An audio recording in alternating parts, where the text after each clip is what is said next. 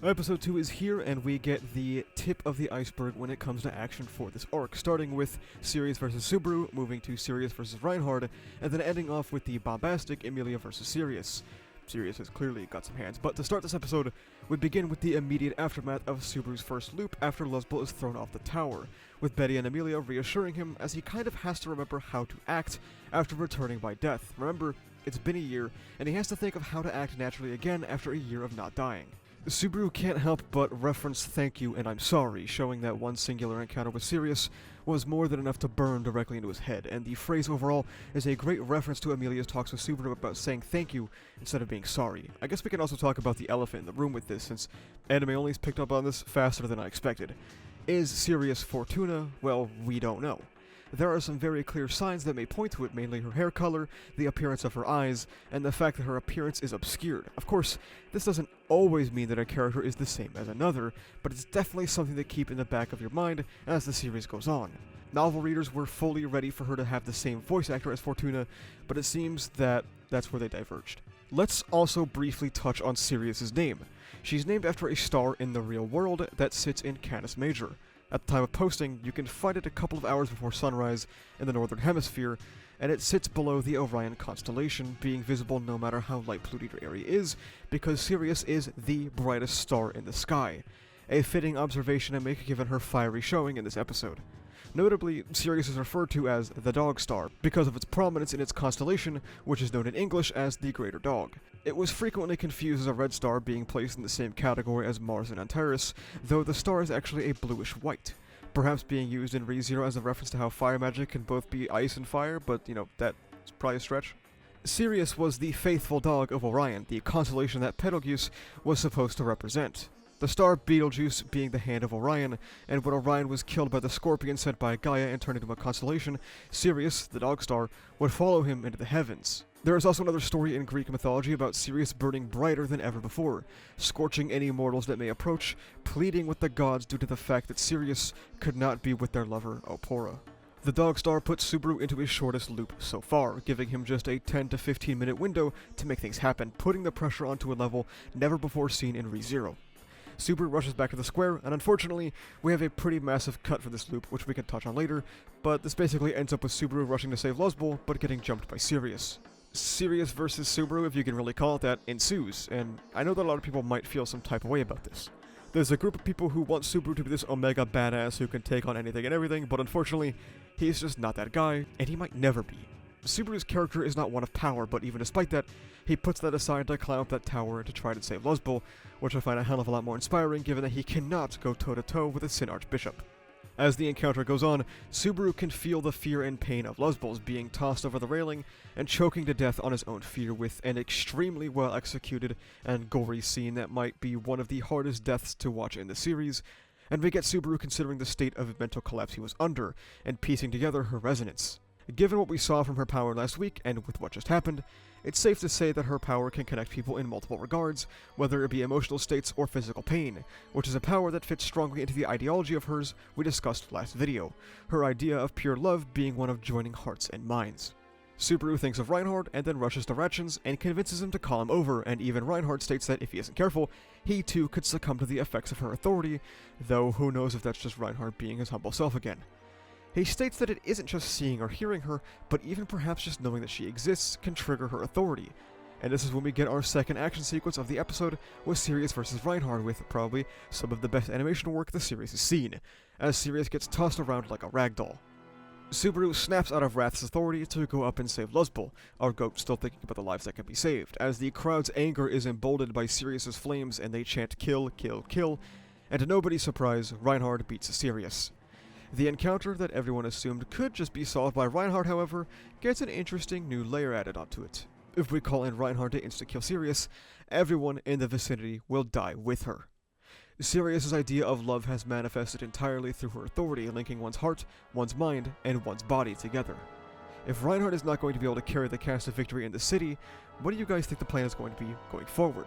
Let me know in the comments below, and just a reminder, novel readers' comments trying to spoil people will be removed. We loop again, and this time Subaru opts to bring Betty with him, and nobody else, something Priscilla takes clear note of. He info dumps to Beatrice, asking her to just trust him, that Wrath is here, and how Wrath works. We also learn another reason why Reinhard can't come and fight, because if he does, all of the mana will be redirected back to him, and Beatrice won't be able to do anything. We actually knew this already. Back in Arc 1, or the first few episodes, Emilia couldn't use healing magic while Reinhard was charging an attack, so they had to take turns. So they'll just have to solve this with just the two of them, or so they think, because Priscilla inspired Emilia to follow them to the town square.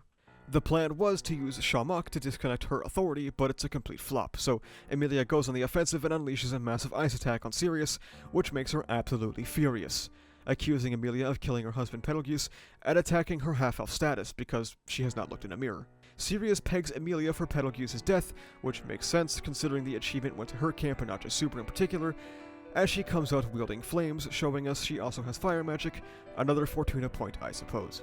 Subaru can't help but note how different she is from previous loops upon seeing Emilia, and calls Sirius a morally bankrupt person trying to impose her pet theories on the ordinary. We get to see Emilia really go all out, which is something we have really never gotten to see that often in the anime.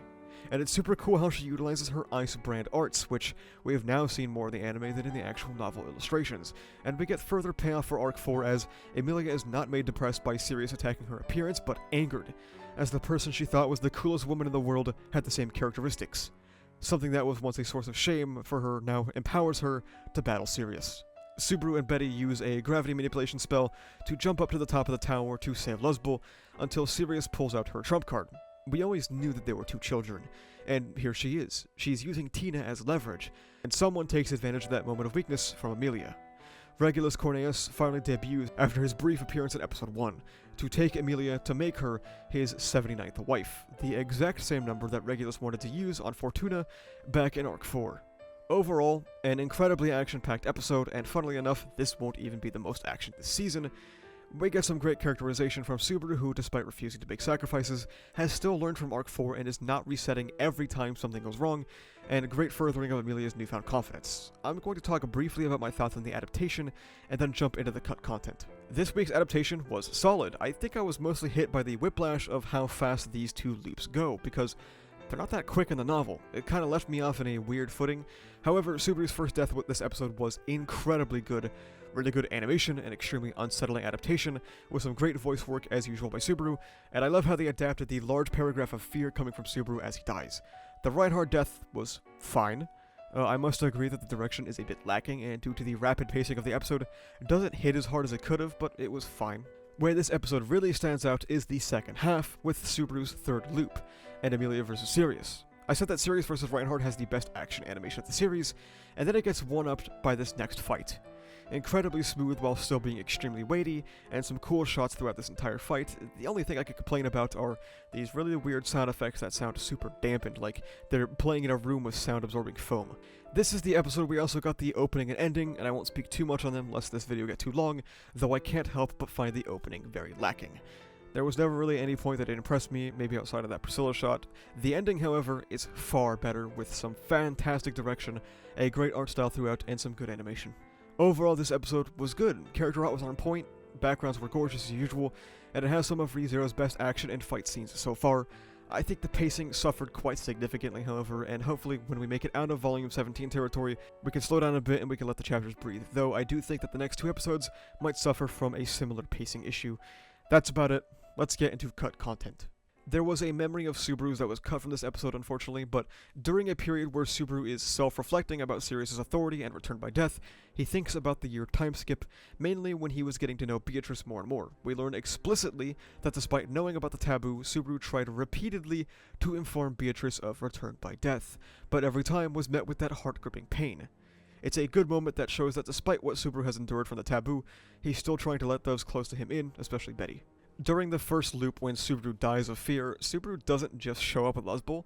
There's a long scene of him running back to the square, thinking about all the ways he can create diversions, and what is significantly different is that when he enters the tower, Sirius is inside as well, speaking with the boy.